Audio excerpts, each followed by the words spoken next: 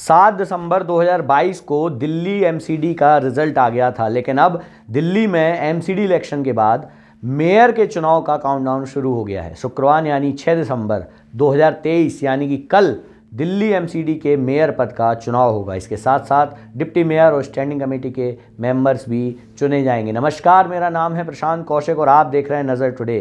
किस प्रकार से चुना जाएगा दिल्ली का नया मेयर, कौन होगा स्टैंडिंग कमेटी का चेयरमैन, कौन कौन है दावेदार, किस किस पार्टी ने किन किन उम्मीदवारों को खड़ा किया है, चलिए जानते हैं मेयर के चुनाव से पहले इस वीडियो में।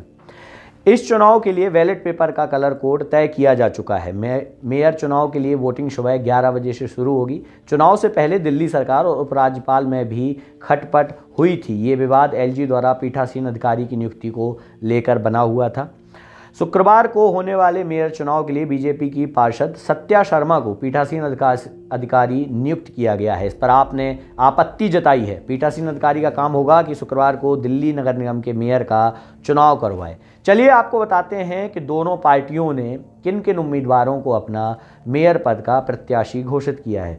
मेयर पद के लिए आम आदमी पार्टी से शैली ओबरॉय को उम्मीदवार तय किया गया है, वहीं रेखा गुप्ता भारतीय जनता पार्टी की उम्मीदवार होंगी।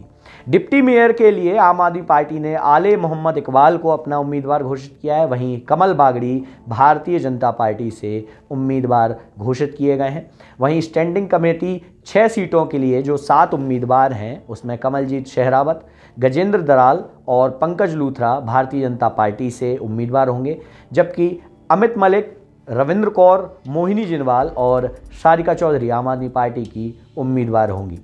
शुक्रवार सुबह 11 बजे के करीब दिल्ली मेयर के चुनाव होंगे। सबसे पहले सभी पार्षद अपने शपथ ग्रहण करेंगे, फिर 11 बजे के करीब मेयर, डिप्टी मेयर और स्टैंडिंग कमेटी के सदस्यों का चुनाव तय किया गया है। ये सारा कार्यक्रम सिविक सेंटर के 4थे फ्लोर पर तय किया गया है। मेयर चुनाव के लिए तय हुए कलर कोड कौन कौन से हैं ये भी आपको बताते हैं। व्हाइट बैलेट पेपर से मेयर के चुनाव होंगे। डिप्टी मेयर चुनाव के लिए ग्रीन बैलेट पेपर का यूज़ किया जाएगा, वहीं स्टैंडिंग कमेटी के मेंबर्स के चुनाव के लिए पिंक बैलेट पेपर उपयोग में लाए जाएंगे। उपराज्यपाल और आम आदमी पार्टी में आखिरकार विवाद क्या है? दोनों के बीच विवाद पीठासीन अधिकारी को लेकर है। उपराज्यपाल ने बीजेपी की पार्षद सत्या शर्मा को पीठासीन अधिकारी नियुक्त किया था, जबकि दिल्ली सरकार ने पीठासीन अधिकारी के लिए आम आदमी पार्टी के पार्षद मुकेश गोयल का नाम प्रस्ताव उपराज्यपाल के सामने भेजा था। आपको बताते चलें कि भारतीय जनता पार्टी सत्या शर्मा पूर्वी दिल्ली नगर निगम की मेयर भी रह चुकी हैं, जबकि आम आदमी पार्टी पार्षद मुकेश गोयल 1997 से लगातार पार्षद हैं और इस समय दिल्ली नगर निगम में सबसे पुराने पार्षद जो हैं माने जाते हैं। इस तरह रोचक हुआ है एमसीडी का मेयर का चुनाव। दिल्ली में मेयर का चुनाव रोचक होने वाला है। आम आदमी पार्टी के पास एमसीडी के सदन में बहुमत है। ये जानते हुए भी बीजेपी ने अपना मेयर उम्मीदवार इस चुनाव में उतारा है। आम आदमी पार्टी नंबर गेम में बीजेपी से कहीं ज़्यादा आगे है। विधानसभा में संख्या बल के आधार पर 14 में से 13 नामित विधायक आम आदमी पार्टी के हैं जो मेयर चुनाव में वोट डालेंगे।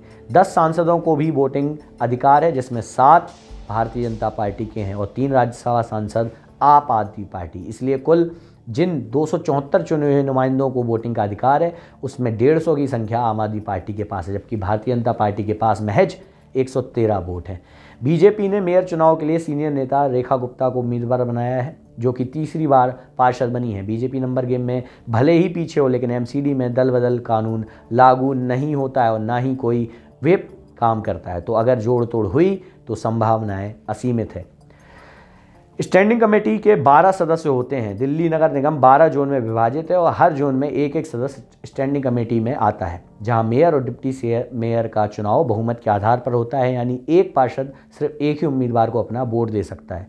उसमें जिस उम्मीदवार को ज़्यादा मत मिलेंगे वही महापौर या उप महापौर बन जाएगा। इस चुनाव में नामित विधायकों और दिल्ली की लोकसभा और राज्यसभा सांसद का भी वोटिंग का अधिकार होता है, लेकिन स्टैंडिंग सदस्यों का चुनाव बिल्कुल ही अलग तरीके से होता है। राज्यसभा चुनावों की तरह यहाँ अनुपातित प्रतिनिधित्व प्रणाली की तरह सदस्य निर्वाचित किए जाते हैं। कुल 6 सदस्यों के चुनाव के लिए प्रेफरेंसिंग वोटिंग की जाती है, यानी हर पार्षद उम्मीदवार की लिस्ट में से अपना प्रेफरेंस चुनता है। अगर फर्स्ट प्रेफरेंस के आधार पर किसी उम्मीदवार को जीत नहीं मिलती तो उसके सेकंड, थर्ड और उसके आगे के प्रेफरेंस की गणना की जाती है।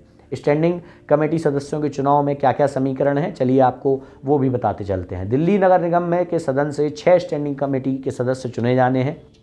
लेकिन आम आदमी पार्टी ने 4 तो वहीं बीजेपी ने मात्र 3 उम्मीदवार अपने उतारे हैं। इसका मतलब ये है कि एक सीट के लिए दोनों पार्टियों की कांटे की टक्कर होगी, जबकि 5 सीटों में से 3 आम आदमी पार्टी को और जबकि 2 बीजेपी को मिलनी लगभग तय है। स्टैंडिंग कमेटी सदस्यों के चुनाव में नामित विधायकों और सांसदों की वोटिंग का अधिकार नहीं होता है। यहाँ पे कुल 250 ही वोट डाले जाएंगे। तो इन सारी गणनाओं के तहत कल यानी कि 6 जनवरी 2023 को दिल्ली के मेयर का चुनाव हो जाएगा और उसके अलावा वहाँ के उप मेयर यानी कि डिप्टी मेयर और साथ ही साथ 6 स्टैंडिंग कमेटी के सदस्य भी चुन लिए जाएंगे। किस प्रकार से ये चुनाव घटित होते हैं और कौन बनेगा दिल्ली का मेयर, आम आदमी पार्टी के पास बहुमत है और भारतीय जनता पार्टी भी दल बदल कानून के बिना उसकी गठबंधन को और बहुमत को तोड़ने का प्रयास भी कर सकती है। तो देखना दिलचस्प रहेगा कि दिल्ली का अगला मेयर कौन बनने वाला है। इन्हीं सारी तमाम खबरों को देखने के लिए देखते रहें नज़र टुडे। वीडियो अच्छा लगे लाइक शेयर और सब्सक्राइब ज़रूर करें। बहुत बहुत धन्यवाद।